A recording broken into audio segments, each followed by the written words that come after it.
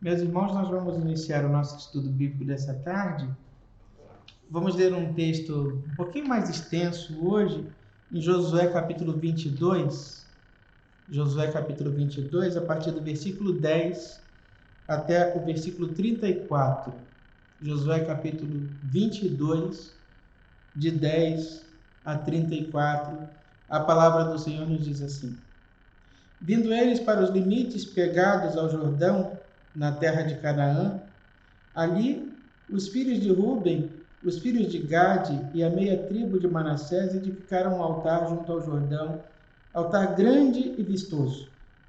Os filhos de Israel ouviram dizer: Eis que os filhos de Ruben, os filhos de Gade e a meia tribo de Manassés edificaram um altar defronte da terra de Canaã, nos limites pegados ao Jordão, do lado dos filhos de Israel. Ouvindo isto, os filhos de Israel ajuntou-se toda a congregação dos filhos de Israel em Siló para saírem a peleja contra eles.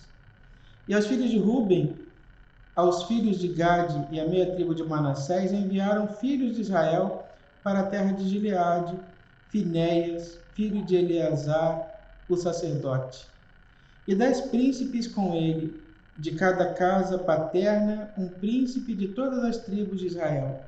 E cada um era cabeça da casa de seus pais, entre os grupos de milhares de Israel. Indo eles aos filhos de Ruben, aos filhos de Gade e à meia tribo de Manassés, a terra de Gileade, falaram-lhes dizendo: Assim diz toda a congregação do Senhor: Que infidelidade é esta que cometestes contra o Deus de Israel, deixando hoje de seguir o Senhor, edificando-vos um altar para vos rebelardes contra o Senhor? Acaso não nos bastou a iniquidade de Peor, de que até hoje não estamos ainda purificados, posto que houve praga na congregação do Senhor, para que hoje abandoneis o Senhor? Se hoje vos rebelais contra o Senhor, amanhã se irá contra toda a congregação de Israel. Se a terra da vossa herança é imunda, passai-vos para a terra da possessão do Senhor, onde habita o tabernáculo do Senhor, e tomai possessão entre nós. Não vos rebeleis contra o Senhor, nem vos rebeleis contra nós, edificando-vos altar afora, o altar do Senhor nosso Deus. Não cometeu Acã, filho de Zera, infidelidade no tocante às coisas condenadas? E não veio ira sobre toda a congregação de Israel, pois aquele homem não morreu sozinho na sua iniquidade. Então responderam os filhos de Ruben, os filhos de Gade, a meia tribo de Manassés, e disseram aos cabeças dos grupos de milhares de Israel: O poderoso, o Deus, o Senhor poderoso, o Deus, o Senhor, ele sabe, e Israel mesmo o saberá, se foi em rebeldia ou por infidelidade contra o Senhor hoje, não nos preserveis. Se edificamos altar para nos apartarmos do Senhor, ou para sobre ele oferecermos holocausto e ofertas de manjares, ou sobre ele fazermos oferta pacífica, o Senhor mesmo de nós o demande. Pelo contrário, fizemos por causa da seguinte preocupação: amanhã vossos filhos talvez dirão a nossos filhos: Que tendes vós com o Senhor, Deus de Israel? Pois o Senhor pôs o Jordão por limite entre nós e vós, ó filhos de Ruben e filhos de Gade. Não tendes parte no Senhor. E assim bem poderiam os vossos filhos apartar os nossos do temor do Senhor. Pelo que dissemos: Preparemo-nos, edifiquemos um altar, não para holocausto nem para sacrifício, mas para que entre nós e vós, e entre as nossas gerações, depois de nós, nos seja testemunho e possamos servir ao Senhor diante dele com os nossos holocaustos, os nossos sacrifícios e as nossas ofertas pacíficas. E para que vossos filhos não digam amanhã a nossos filhos: Não tendes parte no Senhor.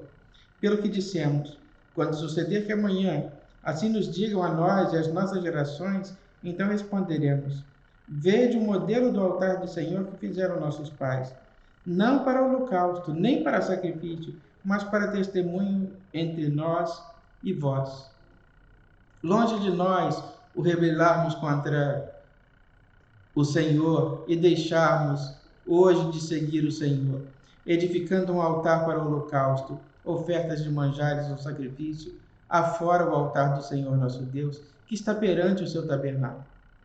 Ouvindo, pois, Finéias, o sacerdote, e os príncipes da congregação e os cabeças dos grupos de milhares de Israel, com ele estavam as palavras que disseram os filhos de Ruben, os filhos de Gade e os filhos de Manassés, deram por si satisfeitos.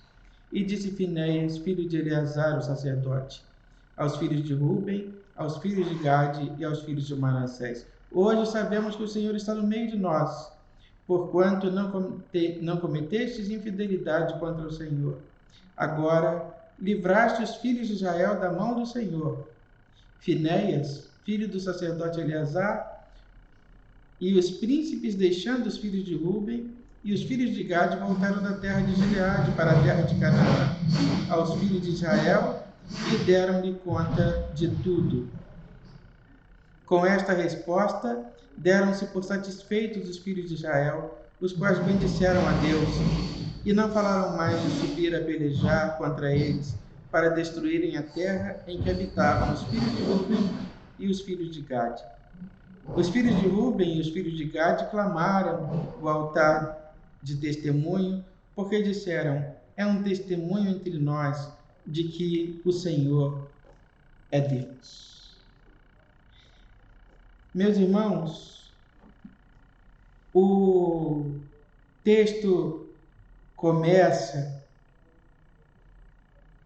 narrando aqui um mal-entendido que acabou gerando um mal-estar.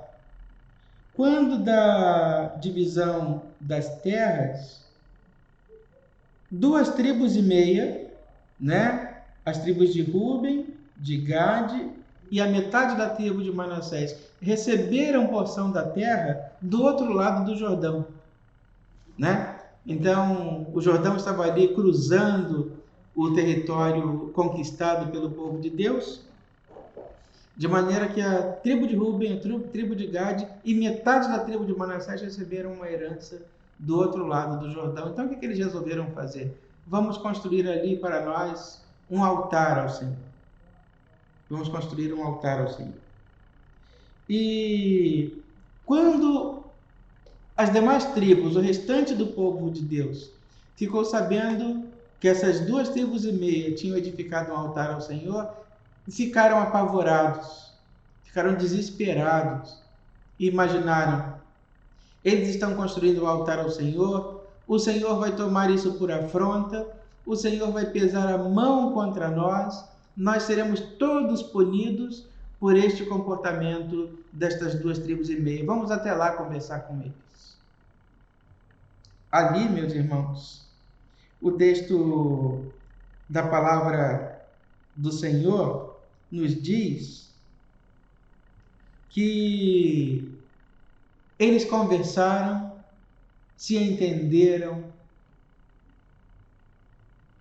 eliminaram toda a raiz de dúvida, tudo aquilo que poderia causar mal-estar e confusão foi eliminado do meio do povo de Deus. Eles explicaram: olha, o que vai acontecer daqui a alguns anos? Daqui a alguns anos nós vamos morrer, nós não estaremos mais aqui. Quem estará aqui serão as gerações futuras, os nossos filhos, os nossos netos. E quando eles virem que a terra foi dividida assim, ficando 9,5 tribos de um lado do Jordão, e do outro lado do Jordão ficaram 2,5 tribos, eles vão dizer que nós não temos parte com o Senhor. Eles vão dizer que Deus não nos abençoou. Os filhos de vocês vão acusar os nossos filhos e dizer: olha, vocês estão recebendo uma herança do outro lado do Jordão, vocês estão do outro lado do Jordão. Logo, Deus não os abençoou, Deus não está com vocês. E aí os nossos filhos se afastarão de Deus.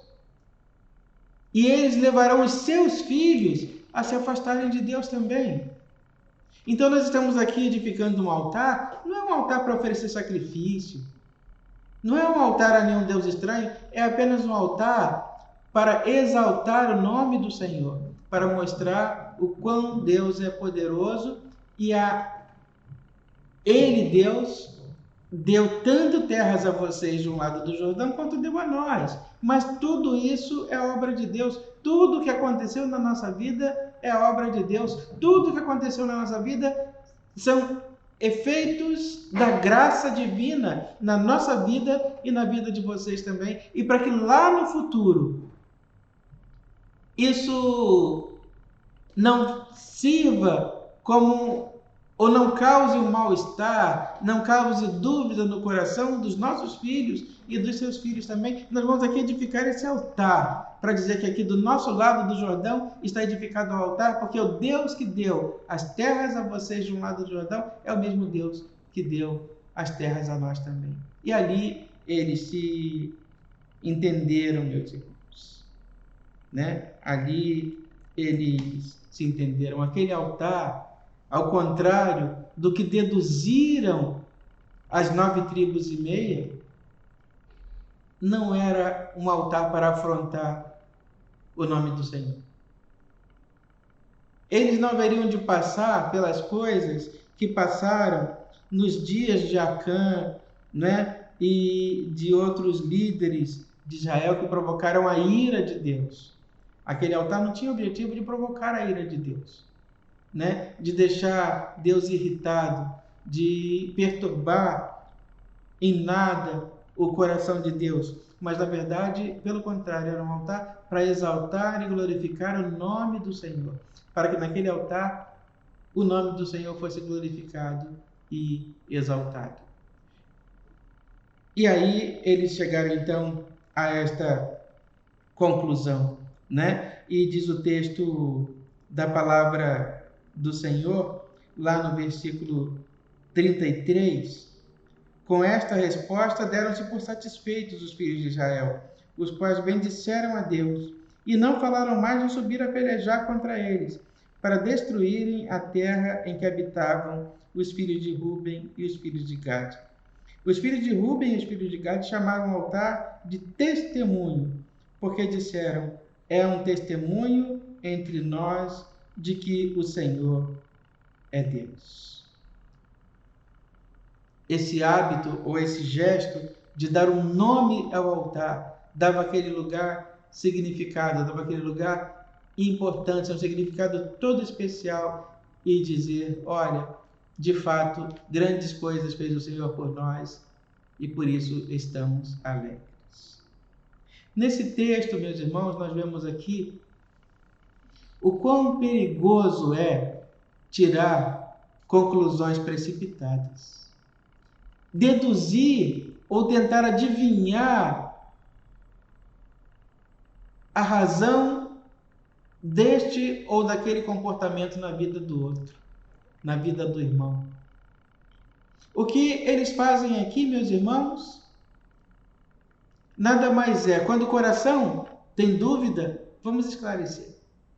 Vamos até lá conversar com a tribo de Ruben, a tribo de Gade e a minha tribo de Manassés, para saber se o que eles estão fazendo é realmente o que nós estamos pensando. Se a nossa conclusão está certa ou não. Isso que eles estão fazendo é certo ou não?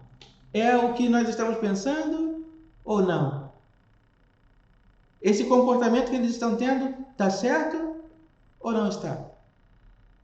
Meus irmãos, eles foram até lá, colocaram tudo às claras. Olha, nós estamos com essa suspeita de que esse comportamento de vocês vai trazer prejuízo para nós. Nós estamos com a suspeita de que vocês estão fazendo algo errado, algo abominável contra o Senhor. E as tribos puderam chegar e dizer: não, vocês entenderam errado. As coisas não são desse jeito. Não são do jeito que vocês entenderam. Não é assim. Não foi isso que nós fizemos. Não foi isso que nós intencionamos. Não foi desse jeito. Foi assim. Nós não fizemos para afrontar o Senhor. Nós fizemos para exaltar o nome do Senhor. E eles puderam dizer: ah, então foi isso que aconteceu? Foi. Então está tudo esclarecido. Meus irmãos, nós não podemos deixar que as nossas conclusões precipitadas prejudiquem as nossas relações. As demais tribos foram lá para guerrear. Vocês vão criar um problema para nós, então vamos criar aqui uma guerra. E ali eles tiveram a oportunidade, não, vamos esclarecer. Que fique tudo claro. Que não reste sombra de dúvida. Que nós saibamos exatamente o que está acontecendo, para que não haja dúvida no coração de ninguém. Se você tem dúvida, assim a palavra de Deus nos ensina. Se você tem dúvida com relação ao comportamento do outro, às escolhas do outro, vá ao encontro do outro, converse com o outro, procure esclarecer, tirar essas dúvidas, não deixe que a dúvida ela crie raízes no seu coração. Que Deus nos abençoe, que Deus nos guarde nessa tarde e que Ele dê paz ao nosso coração. Vamos orar ao Senhor. Senhor nosso Deus, nós te agradecemos pela leitura e o exame que fizemos na Tua Palavra e te pedimos, ó Deus, que Tu nos abençoe e nos guarde, que Tu, Santo Deus, nos proporcione sempre a oportunidade de tirar a dúvida, Senhor Deus, de esclarecer, de tirar do nosso coração e não deixar que cresça nenhuma raiz de amargura, sentimento mau, coisas dessa natureza. Ó Deus, que tenhamos sempre a liberdade e a tranquilidade de falar o que o nosso coração sente e ouvidos abertos e atentos para entender o que o outro tem para nos dizer. Abençoa nós, abençoa os nossos lares, abençoa as nossas famílias, abençoa a nossa igreja, Senhor Deus, e nos guarda e nos livra de todo mal. Fica conosco, ó Deus, e dá-nos a Tua paz. Nós te oramos e te agradecemos por todas essas bênçãos, no nome de Jesus, que nos ensinou a orar dizendo: Pai nosso que estás nos céus, santificado seja o Teu nome, venha o Teu reino e seja feita a Tua vontade, assim na terra como no céu. O pão nosso de cada dia nos dai hoje, e perdoa as nossas dívidas, assim como nós perdoamos aos nossos devedores. E não nos deixes cair em tentação, mas livra-nos do mal, pois Teu é o reino, o poder e a glória para sempre. Amém.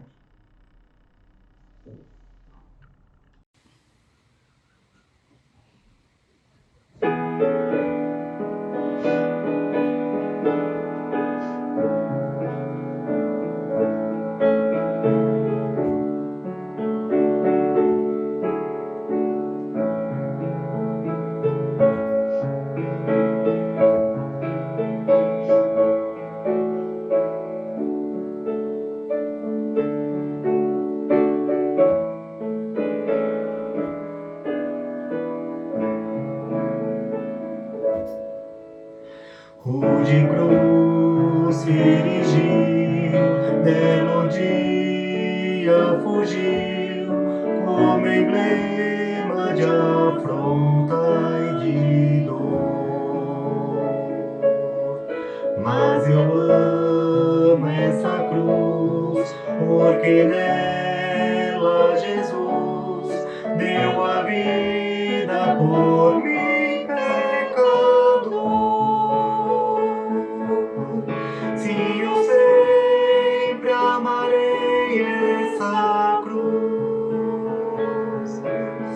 Seu triunfo, meu gozo será, pois um dia, em lugar de uma cruz, a coroa Jesus me dará. Desde a glória dos céus, o Cordeiro de Deus ao Calvário humilhante baixou. Tem a cruz para mim, atrativo sem fim, porque nela Jesus me salvou.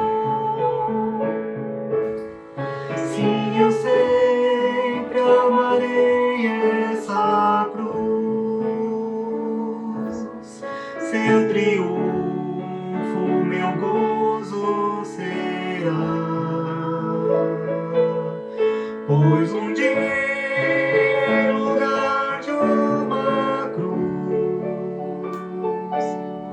a coroa Jesus me dará. Lá na cruz padeceu, desprezado morreu, meu Jesus para dar-me o perdão.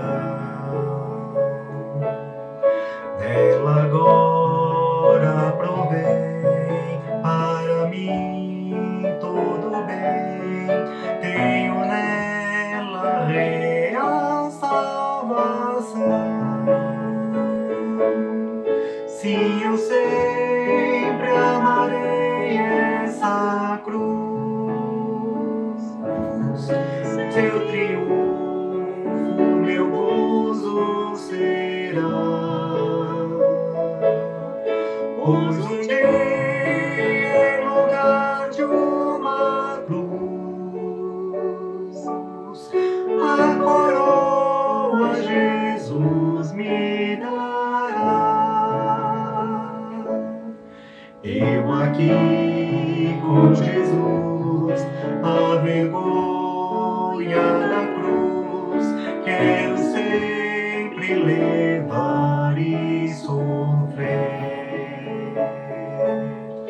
Quando Cristo voltar para aqui me buscar, sua glória eu irei receber. Sim, eu sempre amarei essa cruz, seu triunfo, meu gozo será. Pois um dia, em lugar de uma cruz, a coroa Jesus me